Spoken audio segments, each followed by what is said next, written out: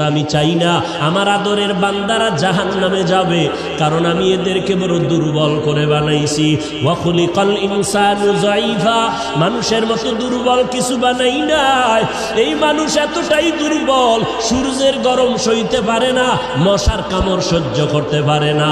এই মানুষগুলোকে আমি আল্লাহ চাই না ওরা জাহান্নামের আগুনে জ্বলবে, ওরা কবরে গিয়া মাটির চাপা খাবে। আমি আল্লাহ চাই আমার প্রত্যেকটা বান্দা বান্দি যেন জান্নাতি হইয়া কবরে আসতে পারে।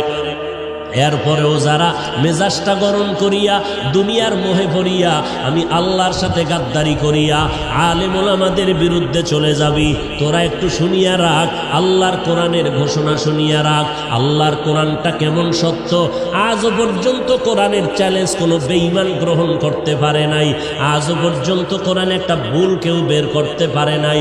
ওই কোরআনটা এত সত্যই যে বিধর্মীরা চ্যালেঞ্জ দিয়া কোরআনের ভুল বের করতে গিয়া কালেমা পরে মুসলমান হয়ে গেল, হিন্দু মুসলমান হলো, ইহুদি মুসলমান হলো, খ্রিস্টানেরা মুসলমান হলো, বৌদ্ধ ধর্মের লোকেরা মুসলমান হয়ে গেল। আমার নবী কেমন সত্যবাদী নবী, 63 বছর জীবনে ভুলেও কখনো একটা মিথ্যা কথা বলেন নাই। ও এলাকার মুসলমান, একটা মানুষ দ্বিতীয় একটা মানুষের নাম বলো। এত আদর্শের গান গাইলা, আব্রাহাম লিঙ্কনের আদর্শ, মাও সেতুনের আদর্শ, লেনিন কালমার্সের আদর্শ, প্লেটোর আদর্শ, এমন একটা আদর্শের গার্ডিয়ানের নাম বলো যেই বান্দার জীবনে মিথ্যা বলে নাই। দুনিয়াতে একটা মানুষ, একজন ব্যক্তি রহমাতুল লিল আলামিন, কেমন নবী আমার যার জীবনে 63 বছর হায়াতে ভুলেও কোনো একটা মিথ্যা কথা বলেন নাই। বেঈমানেরা পর্যন্ত আমার নবীকে সততার কারণে কি উপাধি দিয়েছিল বলো? আল আমিন উপাধি দিয়েছিল। ওই নবীর কথা সত্য। এ নবীর উম্মতেরা মাথায় আল্লাহ বেরেন দিয়েছে, একটু চিন্তা কর। যদি কোনো ধোকায় পড়িয়া থাকো অন্তরের একটু জিজ্ঞাসা কর, ওরে যদি বুঝি হুজুরে মিথ্যা কয়, লক্ষ লক্ষ নবীরা তো মিথ্যা বলতে পারেন না, লক্ষ লক্ষ সাহাবায়ে কেরাম মিথ্যা বলতে পারেন না, লক্ষ কোটি কোটি ওলামায়ে কেরাম মিথ্যা বলতে পারেন না। নবীদের কোনো গুনাহ নাই, এরপরও মরণ পর্যন্ত কান্না আওয়াজ। অন্ধকার কবরে আমি একা কেমন করে থাকবো? সাহাবায়ে কেরাম মিথ্যা বলেন নাই। এত বড় বুজুর্গ, এত বড় তাকওয়াওয়ালা, এত বড় ইলমওয়ালা, এত বড় আমলওয়ালা, এরপর মরণ পর্যন্ত কান্না করলেন। আবু বকর কত দামি, নবীর প্রধান খলিফা, সারা দুনিয়ার মুমিনের নেক আমল যদি এক পাল্লায় দেওয়া হয়, আবু বকরের নেকের পাল্লা ভারী হয়ে যাবে। সেই আবু বকর, ওমর, ওসমান, আলী সহ 10 জন সাহাবার নামে জান্নাতে টিকিট দিলেন। জান্নাতের টিকিট আমার আল্লাহ দিয়ে দিলেন জিন্দা অবস্থায়। সেই আবু বকরের মতো বান্দা একটা বকরির বাচ্চা হাতের মধ্যে ধরিয়া কয়, এ বকরির বাচ্চা, আজকে তোর কপাল ভালো, আমি আবু বকরের কপাল বড় ভয়ঙ্কর, তোরে মানুষ জবাই করিয়া খেয়ে ফেলবে। আমি আবু বকরের কি পরিণাম ফল হবে জানা নাই। কিয়ামতের ময়দানে আমি আবু বকরকে দাঁড়াইতে হবে, আমার মাথার উপরে সূর্যের তাপ শুরু হয়ে যাবে, জমিনটা তামা। আমি আবু বকরের উলঙ্গ হইয়া মালিকের দরবারে দাঁড়াইতে হবে। এরপরে আমল নামা ডান হাতে আসে না বাম হাতে আসে জানা নাই। এরপরে আমার পরিণাম ফল জান্নাত হবে নাকি জাহান্নাম হবে জানা নাই। আবু বকর কান্না করেন, ওমরে ফারুক কান্না করেন। আবু বকরের মতো বান্দা জান্নাতের টিকিট পাইয়া জাহান্নামের ভয়ে যদি কান্না করেন, আপনার আমার কি পরিমাণ কান্না করা দরকার?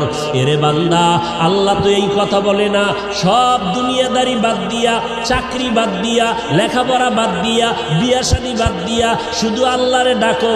আল্লাহ তো এইটা পছন্দ করেন নাই, নবীও বলে নাই, নবী ইসলামও সমর্থন করে না। ব্যবসা করো করো, চাকরি করো করো, লেখাপড়াও চালাও, মাঝে মাঝে আল্লাহর হুকুম মতে 5 বেলার নামাজটা পড়বা, মা বাবার খেদমত করবা, ওলামায়ে কেরামের পরামর্শ নিয়ে চলবা। কারণ যতই বাহাদুরি করো, যেদিন মৌতের খবর এসে যাবে, আজরাইলের টিকিট বাড়ির দরজায় দাঁড়ায় যাবে। অ্যাম্বুলেন্সের মতো সিগন্যাল যখন শুরু হয়ে যাবে, ওই দিন যখন ডাক এসে যাবে, কে ধনী কে গরিব, কে মূর্খ কে শিক্ষিত, কোনো ভেদাভেদ নাই। বাজারের 3টা সাদা কাফন রেডি হয়ে যাবে, কবরের সাইজও সমান হয়ে যাবে। কাফনের মধ্যে প্যাকেট করিয়া যখন জানাজার খাটিয়ে উঠাইবে, কে পীর কে মূর্খ কোনো মুরিদ ভেদাভেদ নাই, কে ওস্তাদ কে ছাত্র ভেদাভেদ নাই, কে ধনী কে গরিব কোনো ভেদাভেদ নাই। কবরের দেশে নিয়ে যখন কবরে রাখিয়া সবাই মাটি দিয়া বিদায় হবে, আর একটা আয়াত পড়িয়া চিৎকার দিয়া বলবে, মিনহা খলাকনাকুম ওয়া ফিহা নুঈদুকুম ওয়া মিনহা নুখরিজুকুম তারাতান উখরা। সবাই চলে গেল, ওই কবরে 2 ফেরেশতা হাজির। ফেরেশতা আসিয়া মাথার মুষ্টি খুলবে, পায়ের মুষ্টি পুরাটাই খুলবে। 3টা প্রশ্ন তোমাকে আমাকে করবে। সমস্ত মানুষের বেলায় 3টা প্রশ্ন। রবের পরিচয় দাও, ধর্মের পরিচয় দাও, রহমাতুল লিল আলামিনের পরিচয় দাও। মদিনার নবী বলেন, যারা দুনিয়াতে রবের গোলামি করে যাবে তারা কবরে গিয়া জবাব দিবে, রব্বি আল্লাহ, আমার রব একমাত্র কে? দুনিয়াতে যারা ইসলাম মেনে চলবে কবরে গিয়া জবাব দিবে, দীনি আল ইসলাম, আমার ধর্মের নাম কি? দুনিয়ায় যারা নবীর সুন্নতের আমল করে যাবে, আঙ্গুলের নখগুলো কেমনে কাটবে সেখানেও সুন্নাত, মাথার চুলগুলো কেমনে রাখবে সেখানেও সুন্নাত, বান্দা জুতা কেমনে পরবে সেখানেও সুন্নাত। সুন্নতের আমল করিয়া যারা কবরের বিছানায় শুয়ে যাবে, একটা রাস্তা বানাইয়া মদিনাওয়ালা নবীকে দেখাইয়া বলবে, চিনো লোকটাকে, চিনো নিরে কবরওয়ালা বলো। যারা আমার মাওলার মোহাব্বতে নবীজির আশিক হইয়া কবরে যাবে, নবীরা আশেকেরা নবীরে দেখিয়া চিনে ফেলবে, বলবি নি তো আমার মায়ার নবী। যেই নবীকে না দেখিয়া টুপি পরলাম, দাড়ি রাখলাম, কত মানুষ টুপিওয়ালা বলে গালি দিল, দাড়িওয়ালা বলে গালি দিল, তারপরও টুপি ফালাই নাই, দাড়ি ফালাই নাই। আল্লাহর নবীর সুন্নতের মেসওয়াকটা পকেটে নিয়ে চলছি, কত মানুষ কত উপহাস করেছে, তারপরও সুন্নাত সারি নাই। নবীজি বলেন, সাথে সাথে আল্লাহ তাআলার গায়বী আওয়াজ এসে যাবে। আল্লাহ কুদরতের আওয়াজ দিয়ে বলবে, এরে ফেরেশতা, আমার বান্দারে আর কষ্ট দিও না, তাড়াতাড়ি জান্নাতের বিছানাটা কবরে বিছাইয়া দাও, জান্নাতের সাথে রাস্তা বানাইয়া দাও, আমার বান্দারে বেশি ডিস্টার্ব করিও না। আমার বান্দা দুনিয়াতে কষ্ট কম করে নাই, ঠিক মতো খানার প্লেট নিয়ে খাইতে পারে নাই, রাতের বেলা ঘুমাইতে পারে নাই, সবাই ঘুমাইয়া গেছে, আর আমার বান্দাটা ঘুমের মধ্যে শেষ রাত্র যখন হলো, সুন্দর করে অজু বানাইয়া যায় নামাজ বিছাইয়া সিজদায় গিয়া কান্না করে বলেছে, হে মালিক, তুমি আমার রব, তুমি আমাকে মাফ করে দাও, গুনাহগার বলে তাড়াইয়া দিও না রে আল্লাহ। এই বান্দাটা সারা রাত জিহ্বাটা দিয়া জিকির করে করে কাটাইতো। এই বান্দা রাস্তায় হাঁটতো, আবার মাঝে মাঝে আমি আল্লাহরে ডাকতো। খানা খাইতে বসিয়াও আহ আহ বলে শব্দ উচ্চারণ করত। অন্তরের মধ্যে একটা জ্বালা ছিল, মালিকের কোথায় গেলে পাওয়া যায়।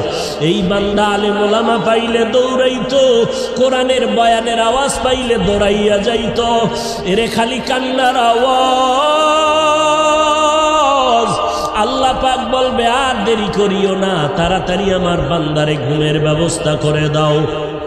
জান্নাতের হাওয়া বাতাস পাইয়া আমার বান্দা জাহান কবরের মধ্যে আরামে ঘুমাবে, কেউ ডিস্টার্ব করবে না, কিয়ামত পর্যন্ত আমার বান্দা ঘুমাইতে থাকবে। মদিনার নবী আফসোস করে বলেন, যারা রবের গোলামি না করিয়া কবরে যাবে, ইসলাম না মানিয়া কবরে যাবে, সুন্নতের আমল না করিয়া কবরে যাবে, এই কবরে যাওয়ার পরে নাফার 3টা প্রশ্ন করা হবে।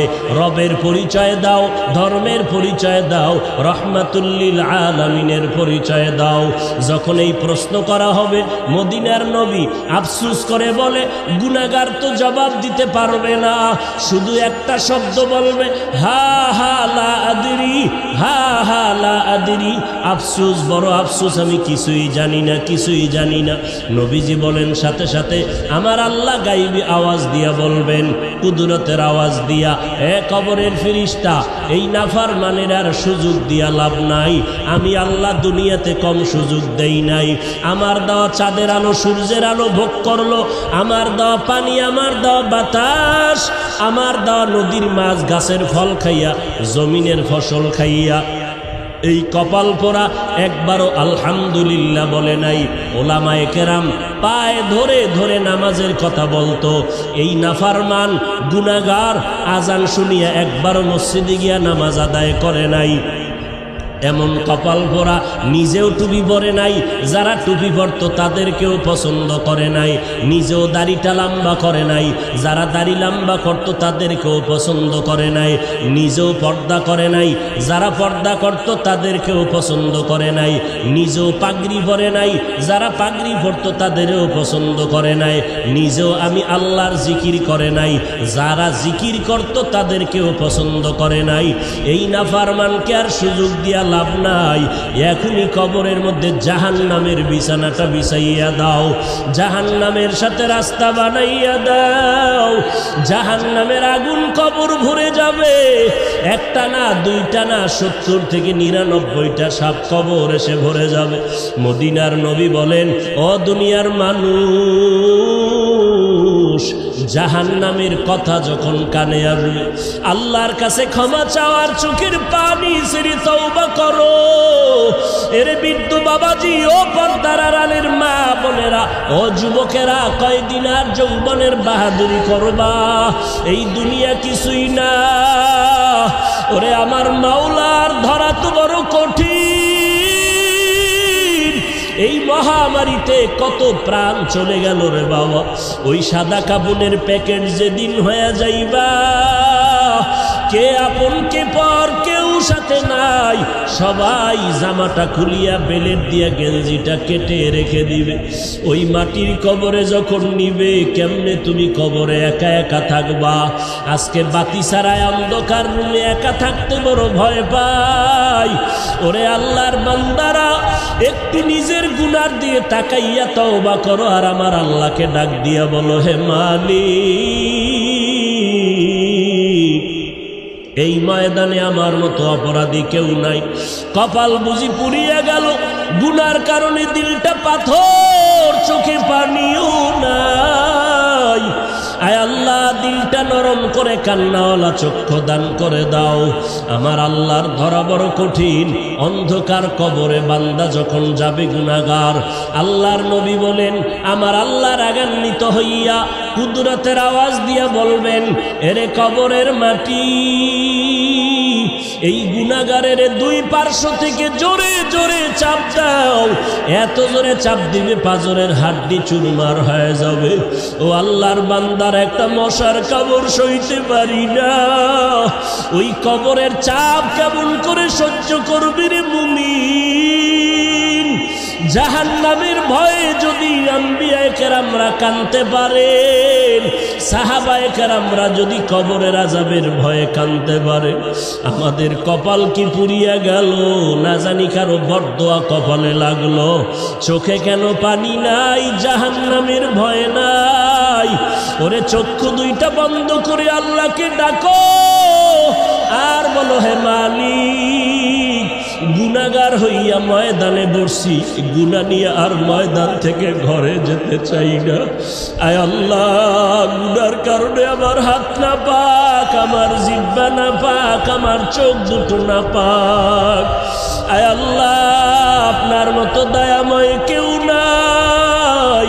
আয় আল্লাহ, গুনাহগার বলিয়া তারাইয়া দিয়েন না রে আল্লাহ। আর গুনার কাছেও যাব না, মা বাবারে কষ্ট দেব না, নামাজ ছাড়বো না, বেপরদায় চলবো না, দাড়ি কাটবো না, ওলামায়ে কেরামের বিরোধিতা করব না।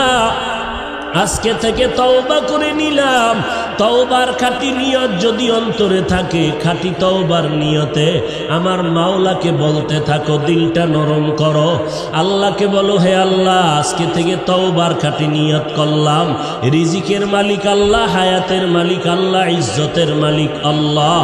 অতএব দুনিয়ার কাউকে ভয় করিয়া লাভ নাই, কারো গোলাম হইয়া লাভ নাই। আল্লাহ যেদিন ডাক দিবে আমারে কেউ ধরে রাখতে পারবে না, রিজিকের ব্যবস্থা আল্লাহ করবেন। অতএব রিজিকের জন্য কারো পায়ের কাছে যাওয়ারও প্রয়োজন নাই। আল্লাহ আজকে থেকে আপনার গোলামি করব, নামাজ পড়ব, নবীর তরিকায় চলব, মা বাবার দোয়া নিয়ে চলব, ওলামায়ে কেরামের বিরুদ্ধে যাব না। তওবা করার যদি খাঁটি অন্তরে নিয়ত হয়, মুনাফিকি যদি না থাকে, খাঁটি তওবার নিয়তে দুটো হাত আল্লাহকে দেখাইয়া দাও। আয় আল্লাহ মেহেরবানি করে হাতগুলো কবুল করে নেন, তওবা কবুল করে নেন, তওবার উপরে মজবুত হইয়া চলার তৌফিক দান করেন, আমিন।